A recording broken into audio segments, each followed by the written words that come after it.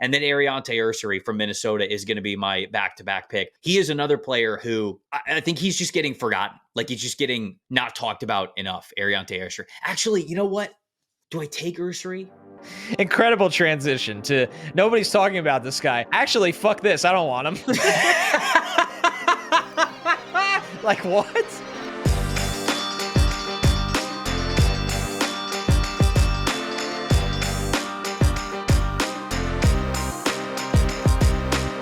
Welcome to the opening bell of the NFL Stock Exchange podcast. I'm Trevor Sikkema. That is Connor Rogers joining you for a late week edition of the show, a rare late week edition of NFL Stock Exchange here in the season. We appreciate everybody being patient with us, getting the second episode out a little bit later this week, but we have a treat for you. We're going to make it up to you. It's one that everybody is going to care about because we are truly like rechecking so much of what we thought during summer scouting and what we have seen through the first half of college football season by giving you our dueling draft against one another midseason all draft 2025 NFL draft teams. Boy, that's a mouthful now that I said it out loud. Connor, how you doing, my friend? I'm good, dude. This is a really good exercise to prepare for because, you know, you have your blue chip guys or guys that even if they've been just okay this year, you're not going to overreact too much. But then you find players that are rising or players that weren't even a part of summer scouting and they make the board. So this is a good exercise to kind of see where things stand as we're about halfway through the season. Yeah, so there's a lot of different ways that we could have possibly done this. And so I'll sort of set up some of the ground rules, which maybe we'll set up some of them here as we're talking at the beginning of the show, playing the show on the show, as we often do here. It's not necessarily okay, this guy is going to be number one on my board for the position. Like, it's a little bit of recognition for 2025 as well. Like Connor said, there's going to be some guys that, okay, these are the studs. And if they're just playing well this season, okay, they're probably going to be in this list because it is an all draft team. But at least I'm going to give my list a little bit of wiggle room for players who have played really well this year and are rising up the board. Like, that is something that I want to give these guys some recognition at least midway through the year. So you're going to hear some new names on this show. It's going to be a little bit of a stock watch because I'll get some new names in here, but players that I would just wanted to give shout outs to as well. The way that we're going to set it up is, so here's the teams that we are drafting against one another. 2 quarterbacks, 2 running backs, 3 wide receivers, 1 tight end, 5 offensive linemen, although we will try to keep it as structured as 2 tackles and the interior guys. But selfishly, there's a lot of tackles that I want to talk about, so I might draft 3 tackles. You know what? So sue me.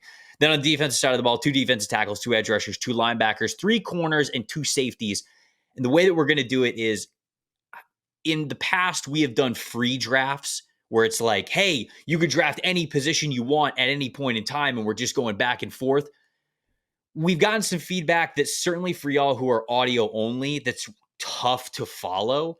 So we're going to try to go in order, and we're going to switch who picks first and snake drafts and all that kinds of stuff. But let us know what you guys think. If you really, no promises next time that this, you might just have to fire up YouTube and watch it. Right. Yeah. If we get an overwhelming amount of people who are like, no, we love the free draft strategy of like, ooh, who do I take first? Do you go for defensive tackle because it's scarce, or do you go for the quarterback or whatever? There's a lot of fun strategy that goes in there, but we want to be conscious of audio only people as well. So truly, this is a big time feedback episode.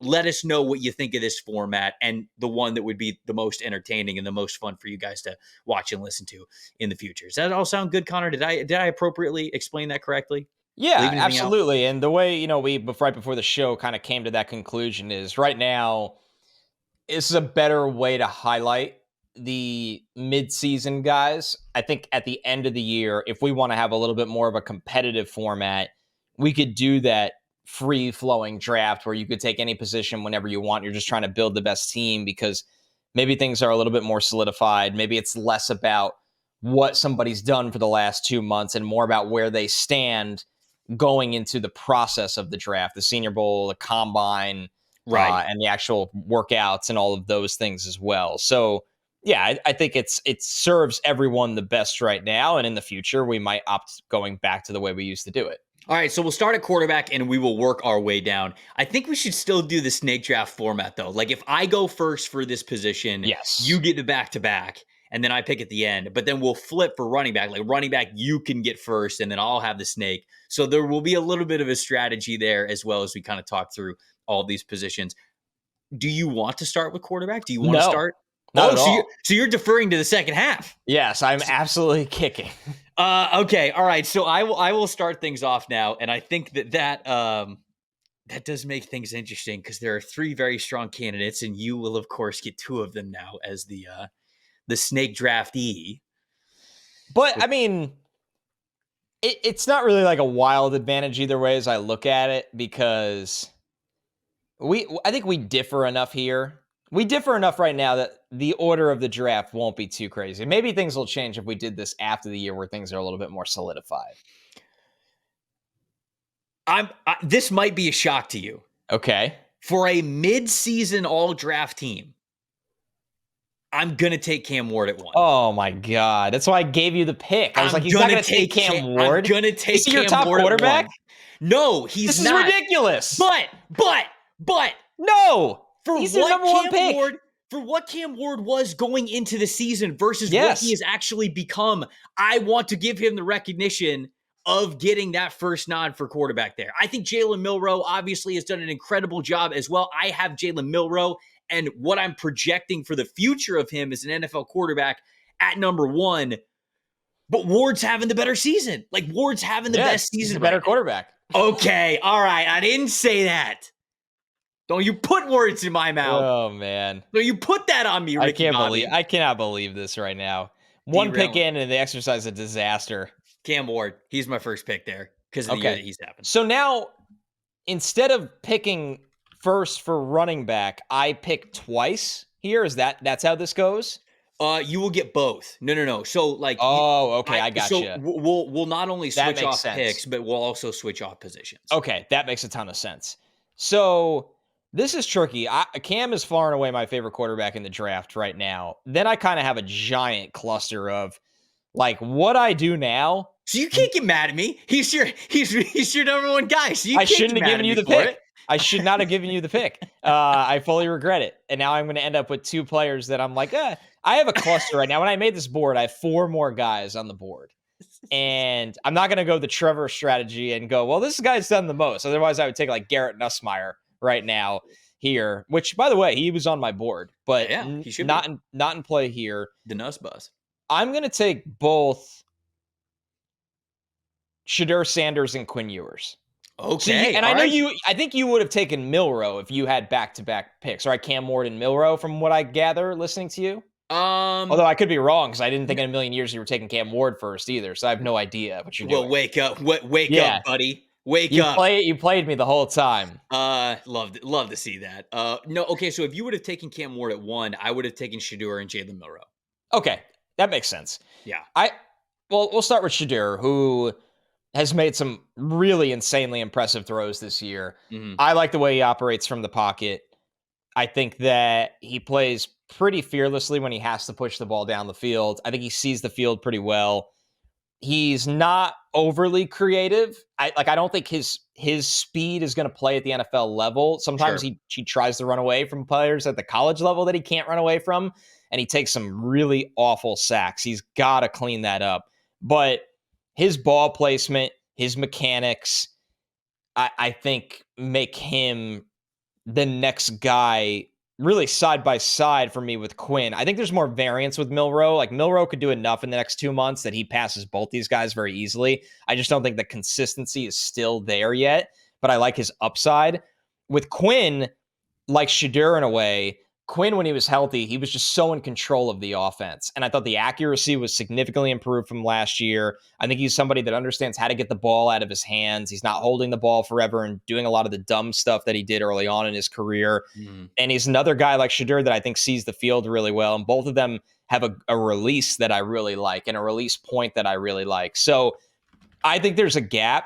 Cam Ward, for me, is inching his way towards being a legit first-round quarterback, where I haven't thought of any quarterback in this class like that. But day 2 developmental guys that I really like, I like both Shedeur and Quinn in that bracket of day 2. Now, a lot of people won't agree with me. They'll be like, Shedeur's a first-round pick, maybe Quinn's a first-round pick, Milroe's a first-round pick. And with the way the NFL teams need quarterbacks, the demand for quarterbacks and the way they take them, that wouldn't shock me at all. I'm just saying if I had to actually put a grade on them from a front office perspective, I think there's enough still in their game or lack of high-end traits sometimes that I think they're more day two guys. But that would be the duo I draft here. I think I'm gonna land on, at least at this point in time. If now I haven't done like full scouting reports, watching every single snap on all these guys, but I think Cam Ward, Shedeur Sanders, and Jalen Milroe would all get like late first, early second round grades. Okay. Shedeur might be like a second round guy, but I think those first two, Milroe and Ward, I'm putting late first, early second. Now, obviously, the NFL, they could well go in the top 10 because if you don't have a quarterback, you better draft one. But I think I'm a little bit higher on the quarterback class than you, just to give you definitely are. Yeah, an idea of sort of where we're at here.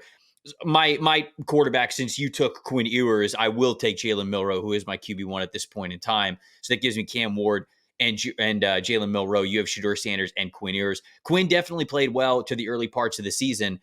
Since he's come back from injury, it's been a little shaky. Obviously, a huge test against Georgia. If he plays really well against Georgia, then you're right. We're probably having this conversation about, is he that first round type of a caliber quarterback? We'll see, though, because they have a tough schedule, and they got a lot of great games I think they're going to play throughout the rest of the season. Just for fun, the next three on my list would have been Drew Aller, okay, Garrett Nussmeier, yep, and Kyle McCord's the other guy I would throw in there. Again, this isn't like exactly what my quarterback rankings are, but it's those three guys and what they have been this season deserves sort of that shout out and recognition as like a mid-season all-draft team, because I never thought of McCord as a real draftable quarterback last year when I was watching him in Ohio State. Very different type of a player now. He's been a lot of fun to watch. I think he has the most big-time throws in college football. Does he have more than Ward? Hold on, I have it up here. I thought Cam has more than him. No. Shedeur doesn't either. Wow. No. Oh, no, you're right. It is McCord. McCord's got 21 big-time throws this year, which is just insane. Now, he also has 11 turnover-worthy plays, so I think he's number one in both categories for the quarterbacks that we'd be talking about here. But those would be the other three that I would shout out. So now you are up with running back, and you are up first. And this one is zero debate. So yeah, it's Ashton Jeanty. He's amazing. I love everything about this player. I love this running back class, by the way. I have a total 180 from the group we just did where there's guys with traits in the quarterback class like Ward and Milroe, and there's guys that I think played the position well but don't have high-end traits like Sanders, Ewers, and Nussmeier. Mm-hmm. And that kind of has them round out into this giant pool of, and like I said, I'm a little higher on Cam than the rest of the pack. But running back, I think this class is borderline elite, I think. And listen, there might not be... I don't know. You can't even say that because Jeanty is just playing at such a high level right now. Historic, dude. Historic level. He has A+ vision, A+ contact balance. I just love his demeanor. He's like leaning into this Michael Myers thing lately. Have you seen? It's like really insane. And I think you have to be to play. Where he's just standing there menacingly before the ball is snapped. Yes, I have seen that. And I just think it's so funny to me how people they just scream about the kid's schedule. I understand the game was on at like 10:30. He ran for 192 yards against Oregon. He averaged almost 8 yards a carry against Oregon. What are we doing here that we're talking about his schedule? And if you watched Ashton Jeanty last year, he was phenomenal. There was a reason. Was he your top running back, Trevor, from summer? I can't remember. Yeah, I can't remember. So when we did the running back episode, he wasn't. I had him. I had the combination of Quinshon Judkins, then Omarion Hampton, and then it was Ashton Jeanty. But when we were on the podcast, we were on that show. I was like, it's basically a coin flip between all three of those guys. And then after watching more of them going into the season, I was like, I don't care. I'm putting Jeanty number one. So going into the year, he was, but when we recorded the episode, he was not. That's what I thought. When we recorded the episode, I had him as RB2, and he's twitchy. He's so skilled when things get really tight and congested. Dominant short yardage player. I was saying this over summer, and I still see it now. He just has pre-snap awareness that a lot of running backs don't have. He always knows where the sticks are. Yep. He always understands how the defense is kind of trying to read their keys and flow to him. I think he's got good hands. I'm a massive fan of the player, and he's a first-round running back to me. I understand that combo is a little bit more convoluted than how we're going to talk about things today, and we'll have that combo for plenty of months leading up to the draft with Jeanty specifically. But this is about as no-brainer at a position group as you can get. Yeah, I agree with you 100%. Like he is absolutely a first-round running back, and we need to talk about him appropriately. So you're taking Jeanty. I think the next two backs that I would take One of them is Iowa's Caleb Johnson. And okay. I'm surprised. I've got to give him that recognition for how well he has been playing. Yeah. And hold on, I got to pull up my rankings. Where was he? Because I just redid my RB rankings, and he is RB3. So he was RB3 for me now in this class. And I remember when we were going through sort of the episode of like, okay, there's a new guy we're bringing to the table. I talked about how, he's running behind Iowa's offensive line. So Iowa's offensive line really blocks very, very well for him. But the last 2 weeks specifically, in between when that episode happened and now, there have been more opportunities, in my opinion, for him to win individually. And he absolutely has. 0.37 missed tackles forced per attempt average is a really high metric. That's a really good score. By the way, Genty's at 0.45, which is, again, just stupid. You realize that Genty has a 98.5 rushing grade this year? I mean, why is it not 99? 8.5. What does he have to do to get to 99? Essentially, just like house every carry, which he's close to. Close to doing that. That's why he's a 98. But yeah, I mean, he has been absolutely fantastic. And then I think if we're going about this the way that I want to, Omari and Hampton would be next for me from UNC. I had him as RB2 going into the season.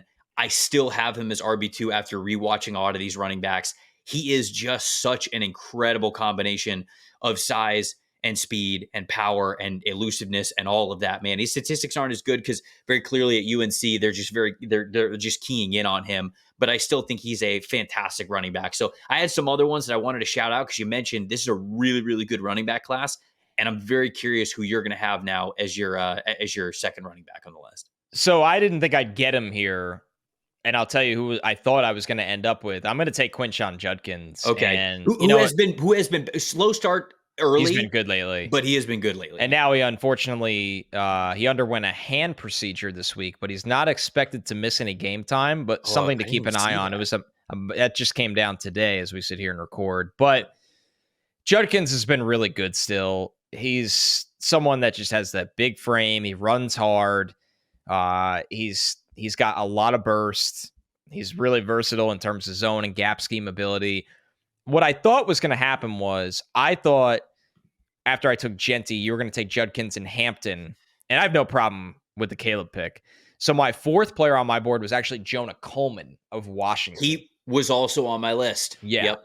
That was I thought it was going to go, I get Genty, you get Judkins and Hampton. I have no problem with the Caleb pick once again. And then I was going to take Jonah Coleman. I can't pass on Judkins because I love his talent, and he's been plenty productive. Like, I have no issues with what he's done this year in an offense that spreads the ball around a lot. Jonah Coleman, why I want to talk about him is he's a newer name on this show. He went with Jed Fish from Arizona to Washington. He's built like a bowling ball. He runs hard. He breaks a ton of tackles. He stiff arms DBs. He's got really quick feet in short areas. I got to interview him at Big Ten Media Day. And he's a really interesting kid that like was just overlooked throughout the recruiting process and took that personal. And he's worked his ass off. And he was phenomenal for Arizona and was overlooked. Now that he came with Jed Fish to Washington and he's on Washington, he's not overlooked anymore. If he's a one and done, he'll be one of the first couple backs taken in this draft. I just don't know if he'll actually be a one and done at that program. Yeah, I did not love I would say like lack of elusiveness I felt was in his game when he was at Arizona. And he is, I feel like much more fluid, much more balanced, just very confident this year. 0.40 yards or missed tackles forced per attempt, which is a fantastic number once again. I also 5.4 yards after contact. That's the big attempt. Number. Yeah, that's insane. That shows not only do you have the elusiveness with some of the forced missed tackles, but like that balance is better from him overall as a bigger back. So love the footwork from him as well. He's got that quick footwork that's that you don't have to see with those bigger running backs.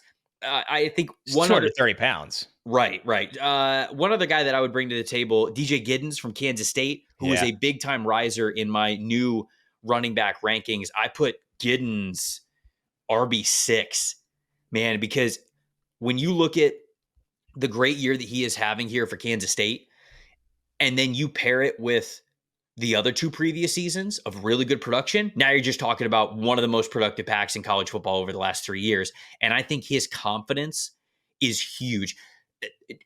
John Leiter and I were talking about this on the rookie review show for PFF, but we were highlighting Tyrone Tracy. I know, man after your own heart. Yeah. And what Tyrone Tracy does so well, and it's the fact that he can wait till the last second to set up blocks, especially in between the tackles, and then boom, foot's in the ground. I'm going the other direction. There's the daylight. I immediately am exploding in the other direction. That's all over Giddens' tape this year, all over it. So that has been super impressive to me and something that really stood out. So I think he also deserved a shout out from the running back group. And if there's nobody else that you want to shout out, I will move on to wide receiver. Yeah, let's do it. And you got the first pick, buddy. And I have a feeling where you're going with this one. Yeah, it's Tetairoa McMillan and nobody else. The young Mike Evans, the next coming. Dude, he's awesome. I know his wide receiver grades aren't as high as it is for some of these other players that we'll probably get a little bit later in the list, but rare player, super productive as well this year, like he has been in years past. And they just don't make him like Tetairoa McMillan. I mean, the size, the fluidity, the route running ability, the fact that he's always fully extending the arms to catch the football, that huge catch radius, the yards after catch, which you really do not see often with these big wide receivers. And he moves so well that he's not just an outside of the numbers type of X wide receiver. Like you could put him in the slot, you could have a lot of success in that area because, oh my goodness, it's just a nightmare when they would line this guy up in the slot. So Tetairoa McMillan from Arizona, he is my wide receiver one. He's a top 3 prospect in this class for me. He's awesome. Yeah, he is. He would have been my number one choice as well. My next pick is going to start with Emeka Egbuka, who has quietly been very good this year. I was wondering if I'd get him on the turn. No shot. Man, good pick. Thank you, sir. But you were thinking that because nobody talks about Emeka Egbuka anymore. No. He's been phenomenal this year. Phenomenal. Exactly what we thought we were getting with Emeka. Out of that great 2022 into 2023, we are getting in 2024, where he is somebody that he's playing a lot in the slot, and he looks really good out of the slot right now. And he's someone to me that is just very, very reliable. I love the route running, his ability to move the chains. He's got 26 first downs in just 6 games this year. I mean, that's absolutely ridiculous. So think about it. 26 of his 40 catches have gone for a first down. He's consistent, man. Like his worst week in quotes is against Akron, where he had 51 yards. And that's because they probably pulled him earlier than most of the snaps he would get, compared to, you look at him against Michigan State, 96 yards, Iowa, 71 yards, Oregon, 93 yards. He, in his last 4 games, Trevor, has caught 6 touchdowns. 6. So I love Egbuka, and I think he's kind of rounding back full circle into the prospect we once thought he was during 2022 summer scouting. Yep. It just, happens this year. So Egbuka, there was talk of him being a future wide receiver 1 in certain classes, and I just love that he is back and healthy and playing well, because he's gone under the radar once again, which I feel like he unfortunately has throughout his career at Ohio State, just because of who else has been there. And, Jack Smith-Njigba and Marvin Harrison Jr. and all those kinds of guys. And Egbuka's been fantastic as well. I think he's a first-round wide receiver. So great pick. Great pick. Yeah. So I'm probably not going to take him, but I do want to ask this. Are we going to treat Travis Hunter that he could be drafted in both positions, or he can only be drafted once? Like in fantasy baseball, you could take Ohtani hitter and Ohtani pitcher. Does Travis Hunter, you could take the corner and the wide receiver version? Yes. Okay. Yes. And I only say that because I was going to. Yeah. If you get two Travis Hunters, I'm going to be pissed. That's so, I know now that I'm looking at it, I might try to do that. It's weird because normally this pick would be Luther Burden, and we've had this discussion a lot. It's just not been a good year in our eyes for Luther Burden. It's been slower than we thought. Slower than you thought. And this midseason team, while we're still taking some guys that aren't necessarily stock driven, it's nice to highlight guys that are stock driven on this. Mm-hmm. I said this going back to summer scouting. I like Travis Hunter better at wide receiver than I do at corner. Mm-hmm. Now, I actually think he's made a lot of the strides at corner that I was hoping already this year. So I want to make sure that's clear. But I think I am going to take Travis Hunter here as my second wide receiver. And It wasn't that easy. I want to make that clear. I still believe in Luther Burden's talent. I love what Isaiah Bond has done this year, especially from a traits perspective, just the way he can move. I think Jaden Higgins on Iowa State has been amazing. this year. Yeah. I'm Amazing. thinking about picking him. Higgins, honestly. I almost took Higgins here. Higgins, if you want the hyperbole comp, I think it's good to emphasize. Like, if you want my exaggerated, ridiculous comp, when I watch Iowa State use Higgins in the slot, I think of what the Falcons are doing with Drake London this year, right now. So I love Higgins. Jalen Royals for Utah State has been amazing. So there's a lot of guys worthy of the selection. I am going to take Hunter. So I have Hunter and Ibuka, but man, Jaden Higgins is on the rise right now, man. And his teammate is really good too, by the way. Noel? Yes. He's great. I just started diving into more of his tape because I used Higgins on a stock watch show. Some people DM me like, hey, watch the other receiver. And yeah, they both pop. I mean, you just listed off a bunch of wide receivers. I'm giving you a stud either way, right? I can only pick two of these guys. Yeah, I'm going to make out okay here. I'm going to pick Isaiah Bond for sure. Yeah. Isaiah Bond's my next pick. I got to see him in Doesn't it feel like Bond in the NFL? There's a little more meat on the bone with him at the end, right? 100%. Totally. Yeah. Yes. Isaiah Bond already on the Chiefs, even though they just took Xavier Worthy. Don't do that to the rest of the league, please. He's actually a Dolphin. That's what again. Him and Jalen Waddle just staring at each other as a Spider-Man meme. If that happens, I know, with no one to throw them the ball right now. I'm going to take Isaiah Bond. You can't teach the speed, as they often say. And then my next wide receiver. You know what? I'm going to do it. I'm going to take Jaden Higgins. Yeah, I don't blame you. I'm taking Jaden Higgins. Just such a great year from Jaden Higgins. He's got a top 5 receiving grade in all of college football. That includes like every single wide receiver, every single tight end, every single fullback, like running back, whatever you want to say. He has a top 5 receiving grade, 89.6. He's got over 500 yards this year. You mentioned the versatility that he has as well. His threat percentage has got to be through the roof. Yeah, it's 32.4%, which means that Iowa State clearly emphasizes this guy in the passing game every single week. So Isaiah Bond is one of my selections. And then Jaden Higgins, who is having a phenomenal year, just to respect the midseason exercise that we're doing here. I'm giving it to Jaden Higgins. I feel like as much as I really want to take Jalen Royals, I can't let Luther Burden not get picked. He's been better as of late. He has. Last 2 games, I feel like. Specifically. And he's still Luther Burden. I mean, I know he got hurt now, but it is the midseason all-draft team. Luther Burden is going to be a first-round pick, I think. So I'll take Burden and round out my wide receiver group as Travis Hunter, Emeka Buka, Luther Burden. Okay, so we're only doing one tight end here. Yeah, this one's probably really boring, unfortunately, because I think there's 2 guys that are head and shoulders above the rest, personally.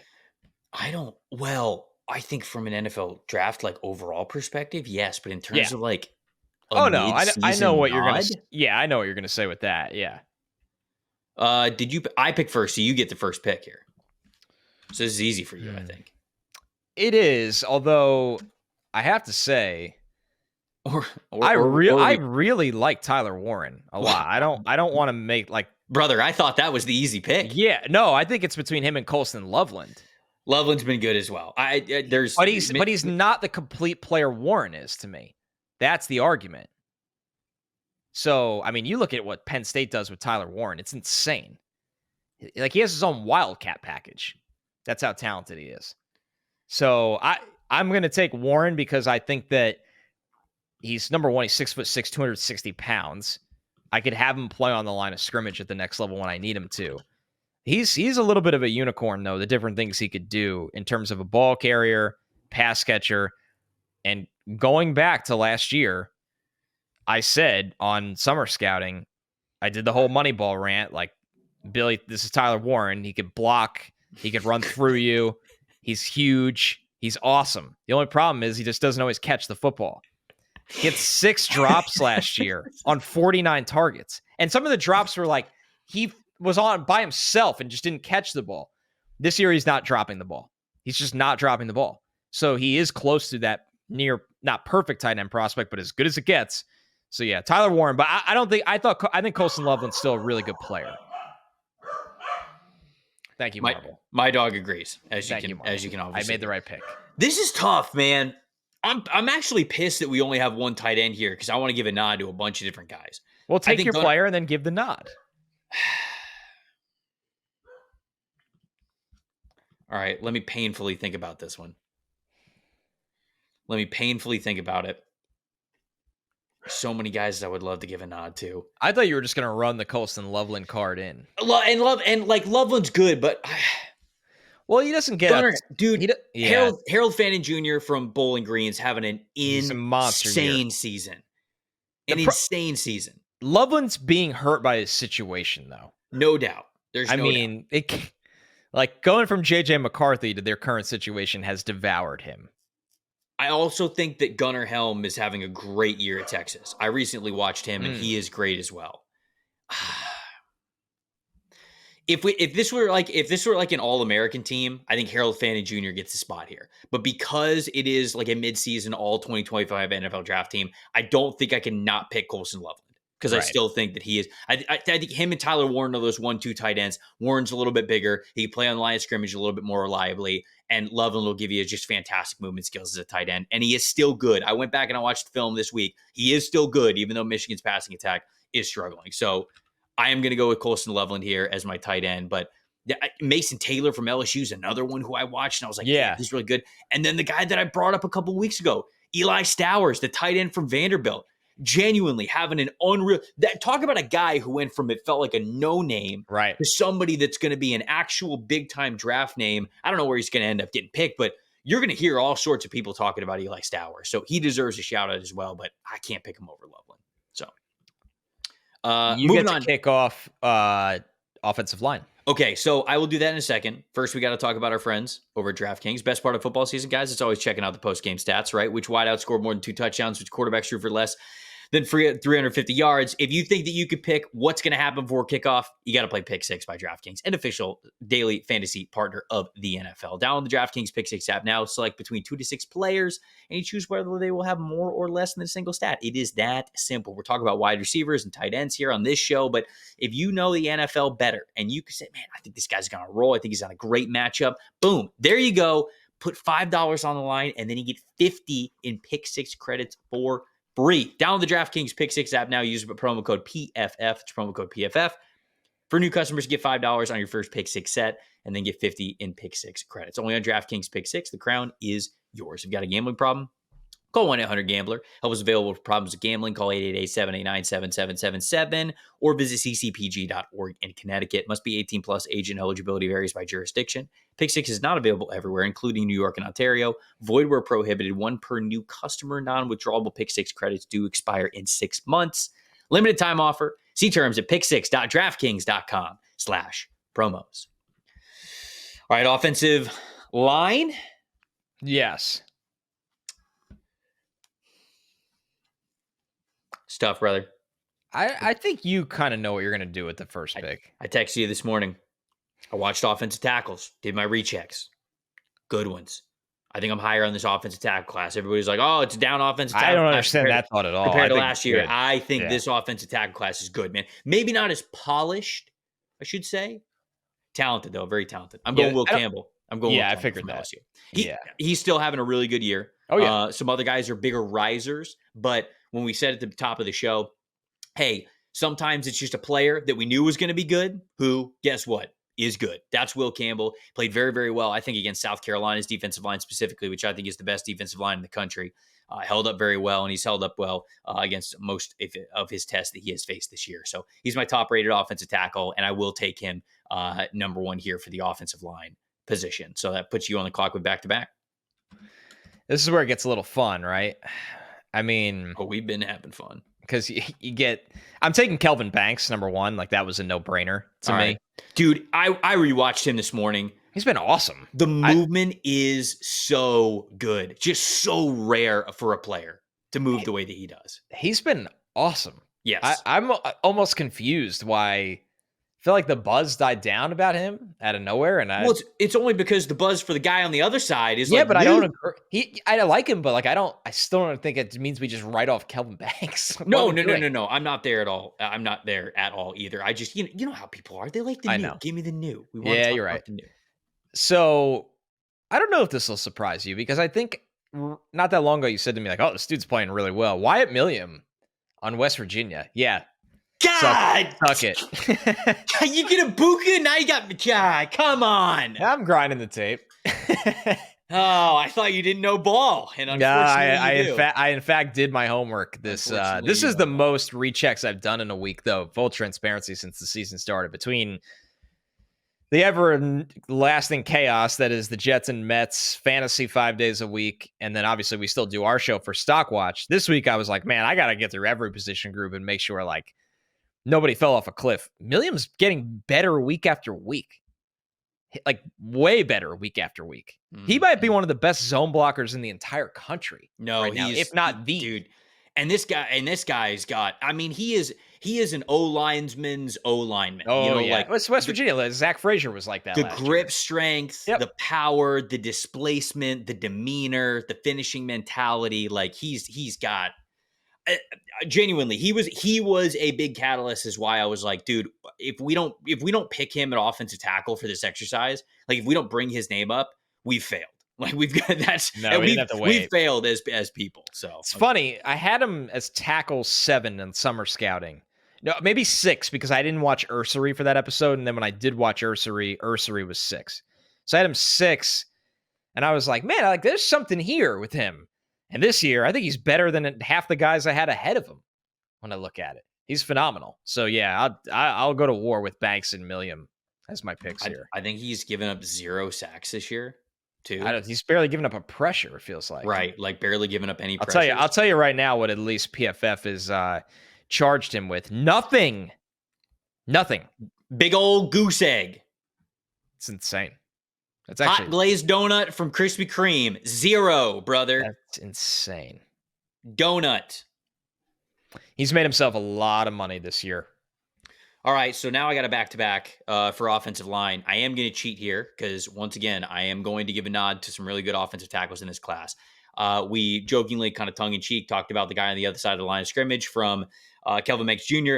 That is Cam Williams, and Cam Williams is incredibly talented. He's bigger in size and in length than Kelvin Banks Jr. is. He's a little bit slower, but man, the feet chop fast, and he's got good balance. Too many penalties this year. He's green. This is his first year as a starter, so there's no guarantee that he even comes out this year. But I genuinely think that if he does, he's getting drafted in the first round. He has the tools that you just do not pass up at the NFL level, and there are too many offensive line coaches that are going to look at him and say, give me that dude. So Cam Williams from Texas is my next pick here. And then Ariante Ursary from Minnesota is going to be my back-to-back pick. The offensive tackle, the left tackle from Minnesota.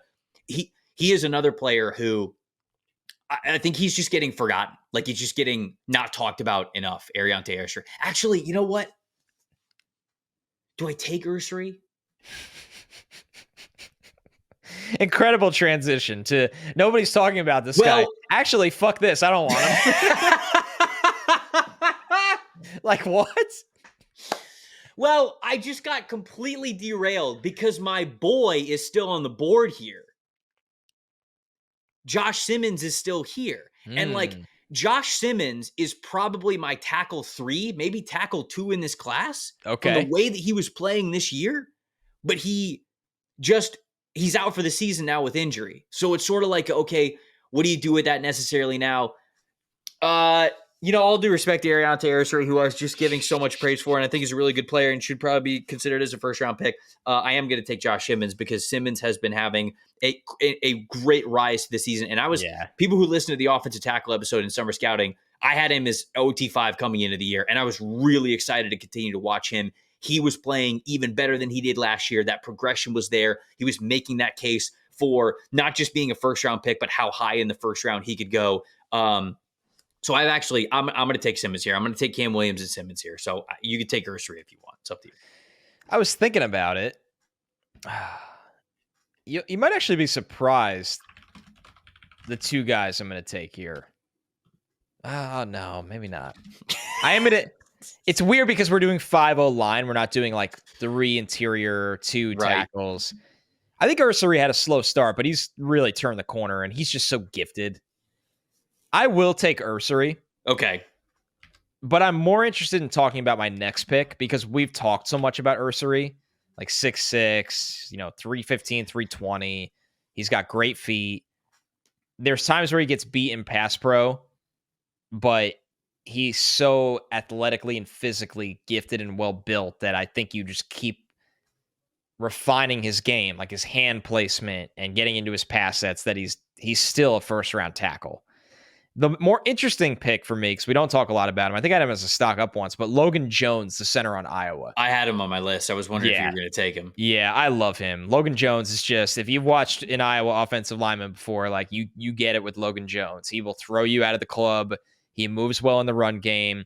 He fights in pass pro. He's just an alien athlete. We've talked about his Feldman Freaks numbers.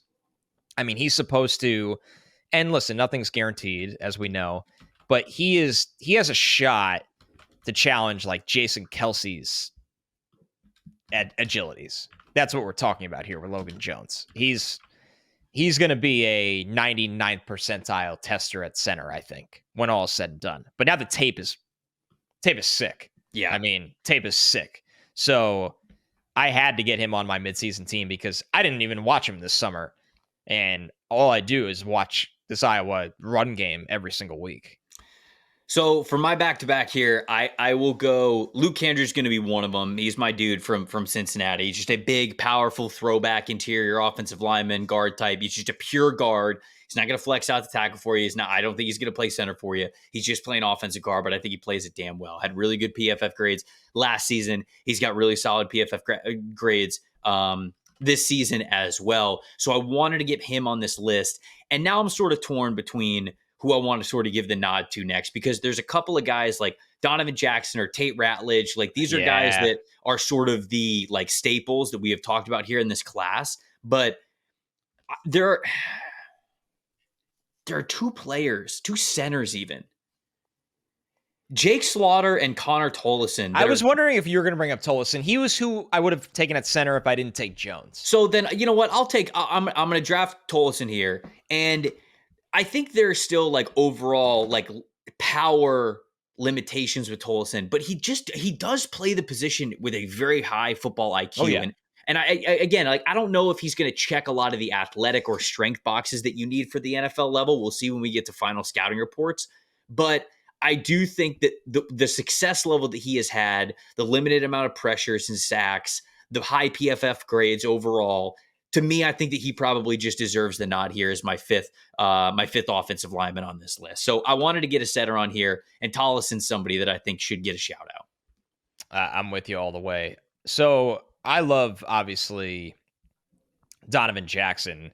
He was we did guard rank. He was my second ranked guard in summer scouting. Top 3 for you. Yeah, he was number 2. But I'm going to take Tate Ratledge. I thought Ratledge is coming back from tightrope surgery right now. But if you watch the tape in the first 3 games he played this season, I mean, a 6'6", 320, he's nearly flawless in pass pro. And he's a big body in the run game. I think Ratledge is going to be a really, really good pro. And he's one of the guys I've written down that I'm so excited to get him back on the field this year and watch him play. I am as well. All right, so flipping over to the defensive side of the football, before we get to those defensive tackles, which is where we were starting, this show is sponsored by our friends over at BetterHelp. Think of a time when you recently didn't feel yourself, right? You're feeling like you were wearing a mask, as they say, having a costume, something. You just were not able to be your full self. October, it's the season for wearing masks and costumes, obviously Halloween, but some of us, we don't feel like you're not able to be your full self. It's like you're wearing a costume at all times with your emotions at work,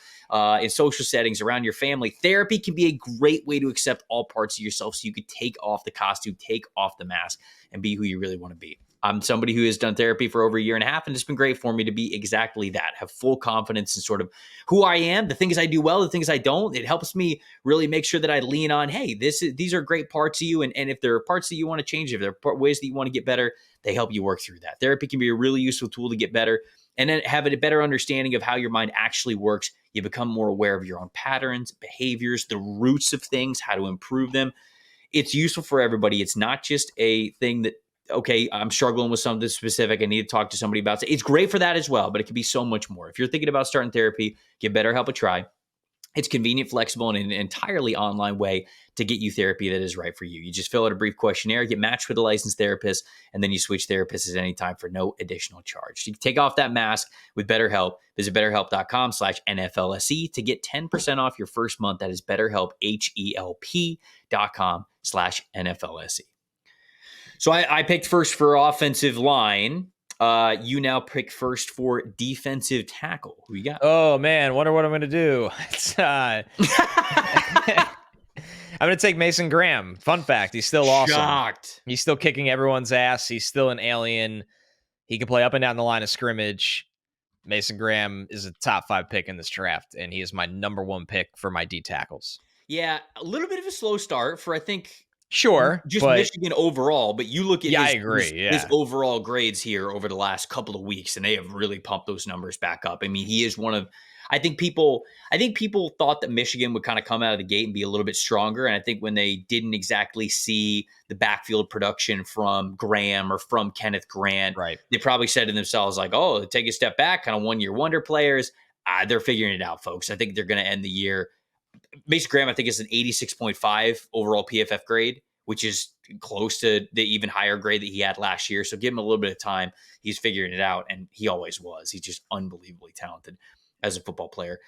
There's a couple of ways that you could do defensive tackle in the shout-outs here. Mason Graham was, I think, the obvious 1-1 pick for this position.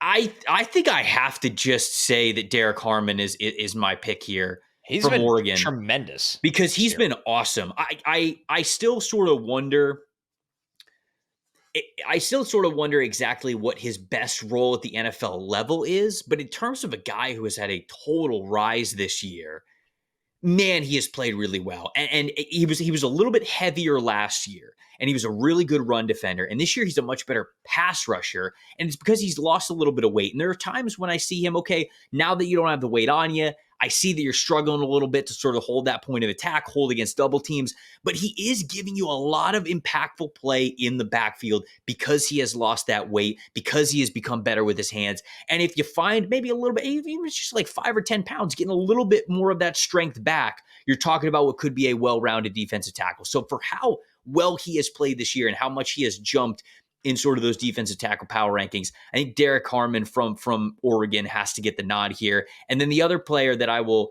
give the nod to is TJ Sanders. Sanders is somebody that I really liked coming into the season, and he is still playing really well along South Carolina's monster of a defensive line. I don't think Sanders gets talked about enough. I said it in the summer. I'm saying it here again now. He is somebody who is, to me, one of the more talented, explosive interior defensive linemen in the class. And so I'll go Derek Harmon with my first pick, and TJ Sanders from South Carolina is my next one. 2 guys that have just been tremendous this year. There's no way around it. So obviously Kenneth Grant's still on the board. Tyleik Williams has had a really good year.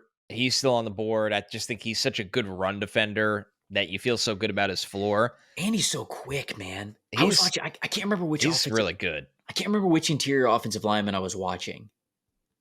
Who was it? But they were going up against Tyleik Williams, whoever it was. And the second they got their weight a little too far on their toes, Tyleik was like, whoop, swim move. Yeah. Like, I'm immediately over you. I'm in the backfield. You are grasping at air. And I was like, damn, all right, Tyleik's balling out here. So, he is fantastic at that swim move as well. He's getting better at it. I wish he was a little quicker as a pass rusher. It's the one thing. Like, he's just not. I just wish that, to me, I see he's got pass rush moves, but it's like if he doesn't win immediately, it's over. It's over. Yeah. But he's an elite run defender. Elite. I'm going to take Walter Nolan, who has shocked the hell out of me. Nice. Good pick. Walter Nolan is now living up to that 5-star. It's weird because Nolan, let me just pull up summer notes here because I want to do this exercise carefully. I felt like he didn't know what he was doing. I felt like he was way too out of control, bull in a china shop type of a dude, like same, just bouncing around everywhere. At A&M. At A&M, yeah. Yes. So for those that don't stick with us all year with summer scouting, Nolan, number 1 overall recruit in 2000. Yeah, don't know what you're doing. Number 1 overall recruit in the 2022 class. a lot of people wondered why you and I didn't really talk about him over summer scouting. We both talked privately. We didn't really love his tape last year. Although some people were like, hey, he's a former number one overall recruit. There was flashes last year. Yes, there were. But you and I we watched over summer and we were like, he's not in the conversation as Mason Graham, Deion Walker, Tyleik Williams, Kenneth Grant, Shamar Turner, Howard Cross, all those guys, the Godfather. He's played his ass off this year, Walter Nolan, and is now taking the 5-star traits and turning them into an impactful player. So, and it's he's made a lot of disruptive plays against the run. He is creating some havoc as a pass rusher. He's starting to figure it out at Ole Miss and deserves to be on this midseason team. Did you pick first on that one? Did I pick first? I picked first because I took Mason Graham. You picked first. Okay. Oh, man. So Ed, I'm just letting everybody know. All right. Don't freak out about this. I'm not taking my edge 1. I'm not taking my edge 2. I'm not taking my edge 3. For edge rusher specifically, I wanted to highlight some dudes who were really climbing up the board this year. Yeah. I have one that we haven't talked about yet that I'm definitely going to go with eventually. I just wonder which one are you going to steal? Which one are you going to steal from me? He wasn't ready. I'll you know what? Fine. I'll take Josiah Stewart, the edge rusher from Michigan. He's been great. You brought him up, I believe, as didn't you bring up Josiah Stewart? I think either the new name or a guy that could potentially be a top 50 guy in one. Possibly. Of those. We've done like 7 of those shows already. The other day I was trying to skim through all of them to make sure I have every name in the doc. Like, you don't want to repeat. I don't want to use somebody you used. Right. Stewart's been unbelievable. No, Stewart, 93.1 pass rush grade. His win rate is over 30%. Dude, it is crazy how much and 87.8 run defense grade. Now, that's very interesting for Stewart because he is a smaller player. He's 6'1", 245 pounds, but he uses that natural leverage really, really well. I wonder if he, just because of the lack of length, will he be more of a designated pass rusher type of a player at the NFL level? Because I love the explosiveness. I love the motor. I love the hand quickness. I love the violence. I love the way he plays the game of football. But there are some just physical limitations with length that are often you need to really help you out at the NFL level when it comes to edge rush play that he will probably be lacking in when we get those official measurements. But even if that's the case, this is a football player that you want on your team.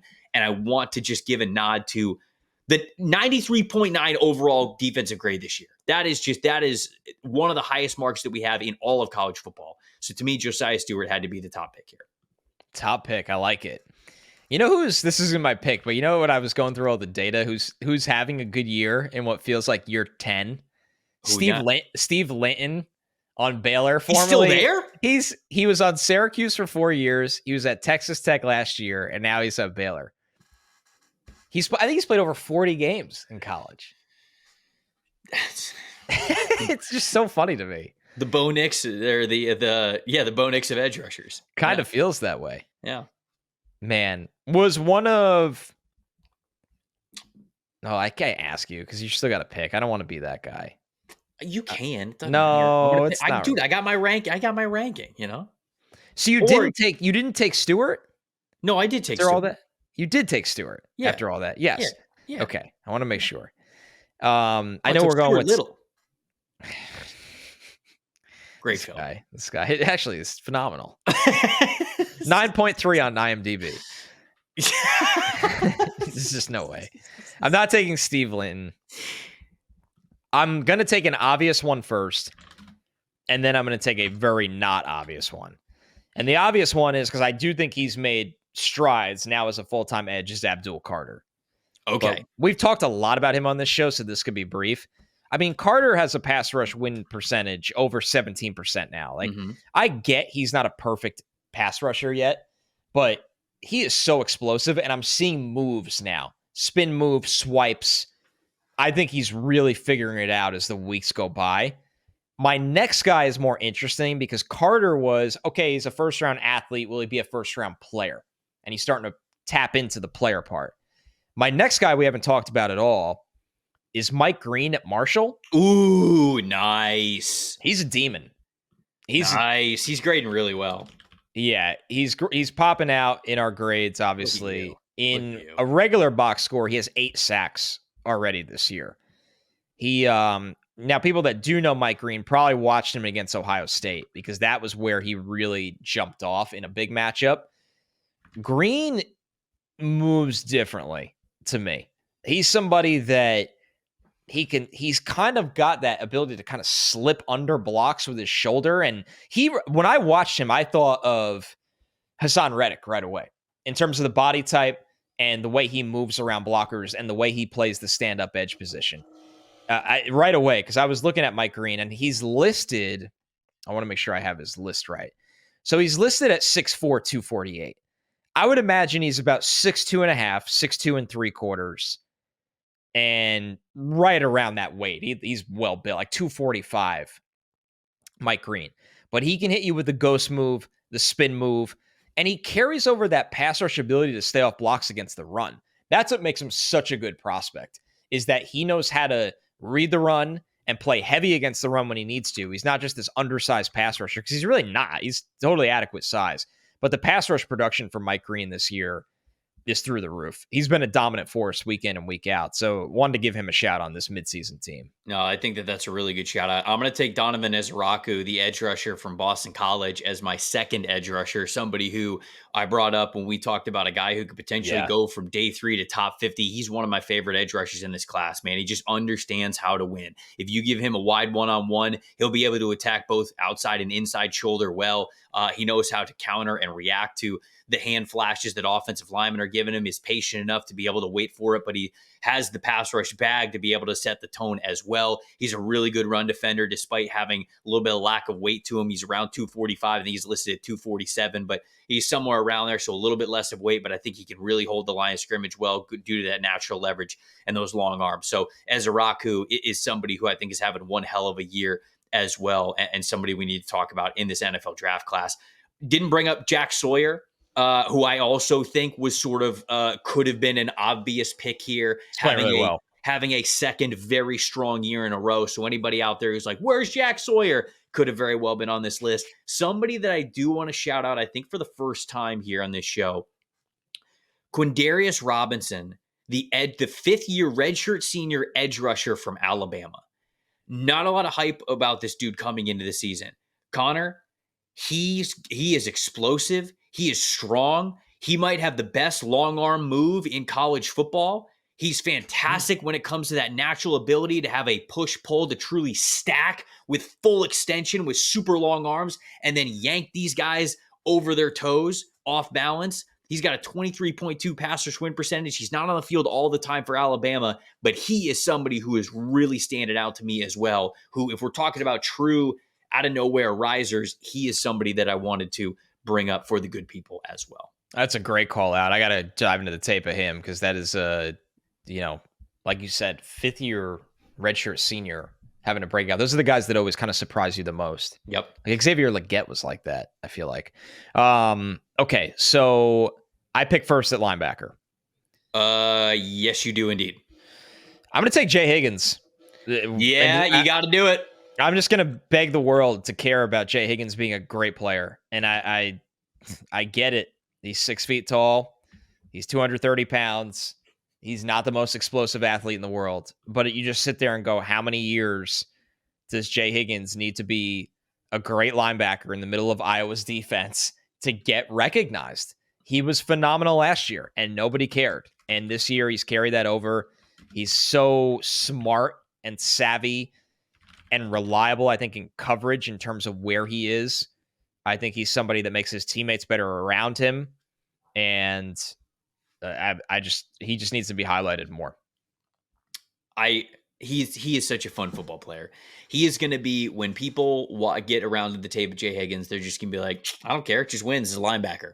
Just pick him in the mid rounds. He'll be the core of your football team. He'll go in like the 4th to 6th round. Yeah. Honestly, he will. And Jay Higgins will start in the NFL. Guaranteed. Wow. There it is. My 2 linebackers that I'll pick here.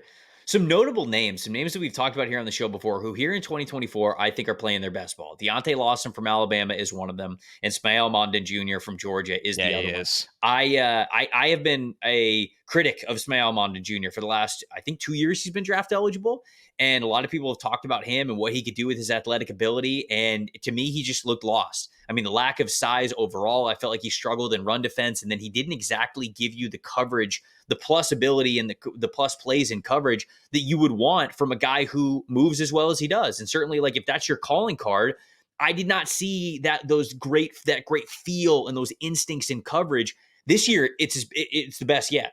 I think it is the best version of Smael Mondon Jr. that we have seen yet. And I had to give him that shout out there because it's a linebacker class where really just pick your preference. There's not a lot of solidified stuff at the very top, even with like Danny Stutzman. You know, like I think that some people are going to look at him and be like, okay, well, he's not a perfect linebacker. So linebacker rankings are going to be all over the place. Mondon Jr. could be a big riser there. I think Deontay Lawson as well, another player who I just felt did not have those killer instincts when I watched his tape from last year. And this year, he feels much more in control. It feels like he is directing things more. It looks like he is kind of the guy in charge in the middle of that defense. And I feel like he is putting himself in position to make plays more this year than he has in the past. So those are two players that, you know, two high recruiting profile players. I believe both of them 5-star linebackers who haven't exactly lived up to that label before this season, but I feel like are right now, and are putting their best foot forward when it comes to an NFL draft angle. So Deontay Lawson, Smael Mondon Jr., those are my two linebackers that I'm going with. This is a weird group, right? Because you have guys that you know, Stutzman, you brought up, he's been fine. Yeah, Jalen Walker, I just don't think he's an off-ball guy every time I watch him. I think he's an edge rusher, man. He's an edge rusher. Yeah. And it goes both ways. It's not, sometimes we look at players and go, I just think he's too good to not play edge. But with Jalen Walker, I don't really think he's been good at off the ball. But when I watch his pass rush reps, he's awesome. So he's so athletic that I'm sure people are going to keep trying to use him everywhere. And I know Georgia plays him at multiple linebacker spots, but you know, Lander Barton is somebody we talked a lot about over the summer. I kind of want to go back to, and I believe this player wasn't Eric Gentry a stock up for you? Yeah, he was. What a unique dude. I have no idea. I'm going to be honest with you. I have no idea what the hell to do with Eric Gentry, but he is playing his best football. So me either. And I know he's unfortunately, I want to give him a shout out, but I do want to come with a caveat. This is probably the last time we're going to talk about Gentry in this class. He just took a red shirt because of concussions, which is really sad. You know, it's, you know, hopefully he can get right and come back next year and build upon the start he had this year. Yeah, it was very surprising. That just came out 2 days ago. So he's had some concussions, but I want to give him the shout here because you highlighted him first, Trevor. At 6'6", 215, he's a weird linebacker, but he was making plays in the run game, man. He was just finding the ball. He had a nose for the ball. He was making plays. He's going to be down for the rest of the year, but I thought the way the season started for him in big games, Michigan, you know, Wisconsin, like these were big games. Yeah. He was standing out. So I'll give Eric Gentry a little shout out here. Man, that is such a bummer. Disappointing. Yeah, really disappointing. Okay. Well, hopefully he gets right. Obviously concussions are no joke. Obviously, I hope he gets healthy first and fourmost, football or not, because that's, you know, that's tough. So hope he gets healthy, but he was having a hell of a year. Hope he gets to hit the ground running next year if he goes back out there. We got defensive backs, corners, and safeties to hit. But before we get to that, when you are hiring for your small business out there, you always want to find the quality professionals that are right for your role, right? That's why you got to check out LinkedIn Jobs. LinkedIn Jobs has the tools to help you find professionals for your team faster and for free. Here at PFF, we know that it's not just linking a resume to a certain job description, right? It's not, okay, this person can do the task. It's not just always about doing the task. It's about being a member of a team, advancing your brand, understanding where you are going as a company. LinkedIn, it's not just a job board. They help you hire professionals that you can't find anywhere else, including those who might not be searching for jobs like actively, but they might be open to the perfect role. That's why this is perfect for you. In a given month, over 70% of LinkedIn users don't even visit any other leading draft sites. So if you are not looking on LinkedIn, you're simply looking in the wrong place. On LinkedIn, 86% of small businesses get qualified within 24 hours. Hire a professional like a professional. at LinkedIn. You can post your job for free at linkedin.com/stock. That is linkedin.com/stock to post your job for free. Terms and conditions do apply. All right. How the turntables with Travis Hunter. Because I have the top pick. You just got to have him. Here for cornerback, and you damn right I'm picking Travis Hunter. Dude's an alien. Obviously, what he could do on both sides of the ball is fantastic, but I'm on record. You like him the most at wide receiver. I'm on record saying I would draft him as a corner because I just think that what he brings at the corner position are so rare. The length, the size, the strength, the speed, the fluidity, the ball skills in particular. I mean, it's just rare stuff all around for the cornerback position. So to start this corner selection, we're taking 3 of them here. I'm going to go with Travis Hunter because I have to. Yeah, I don't blame you at all. I know he's banged up right now, but I'm still going to take Will Johnson, right? I mean, Okay. it's Will Johnson. He was one of our favorite players from summer scouting. He's got 2 pick sixes this year. He's got 2 pick sixes. He could change the game on any moment. I think he can play inside and outside. Will Johnson has to be one of these picks. And this is where it gets kind of weird, right? It's a lot of preference for corner at this point in time. It really is. I mean, I love what little tape we got of Savon Ravel before he went down for the year. I do too.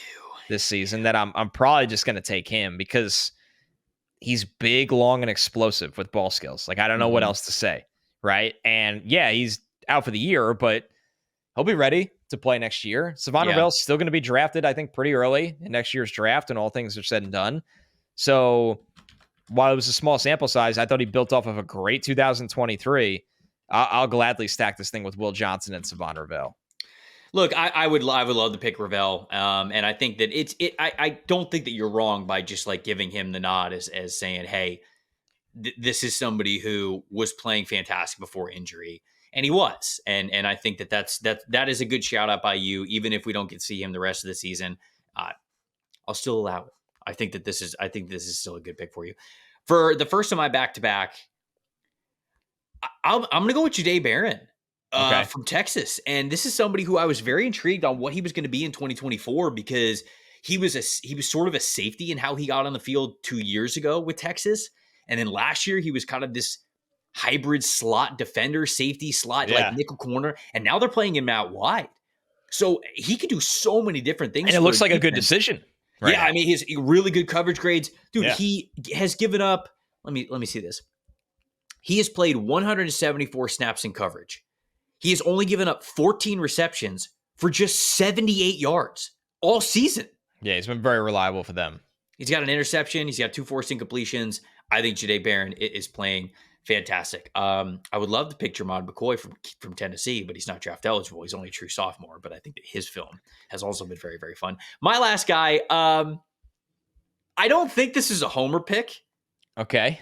Oh, is it going to be Jason Marshall? It is going to be Jason Marshall. Yeah, he's had his best year this year. And it's not going to be a homer pick because anybody who's followed the podcast over the last 2 years knows that, like, I have not been kind to Jason Marshall. No, you didn't like him at all in any summer scouting. Last year, I didn't like him. This year for summer scouting, I didn't like him. And he's having his best year, man. He's able to mirror guys a little bit better. He was always the type of player who I think people looked at the size speed combination, the high recruiting label, and they said, okay, this is somebody who could really shut people down in man coverage and be sticky in coverage. He just wasn't. And for whatever reason, whether it was he just didn't anticipate well or what, but he's so much more confident this year. It was a great decision for him to come back. And I agree with you. I think he is playing his best right now. So he is getting a nod here on my midseason all-draft team too. So Jason Marshall Jr., the cornerback from the University of Florida. So when we did this, I kind of thought I had to take someone that plays the slot initially. So my board is shaped a little bit differently after I got my 2 outside corners already in Will Johnson and Savon Ravel. And I was going to go with another Iowa guy that kind of gets underappreciated in Sebastian Castro. So, when you look at Castro, he's a modern day slot in the way that he can come down and tackle and rip the ball out and play heavy in the box when he needs to, but he also can match the movements of slots, especially I think he'll be better against bigger slots at the next level. So that's the way I set it up. I wasn't just going to take that top 3 corners. I wanted somebody that specifically lives in the slot, and I'm going to pull up his snap count just to kind of show this here. He plays literally all of his snaps in the slot or in the box. Dude, their other corner, He's very Jamari good too. Harris.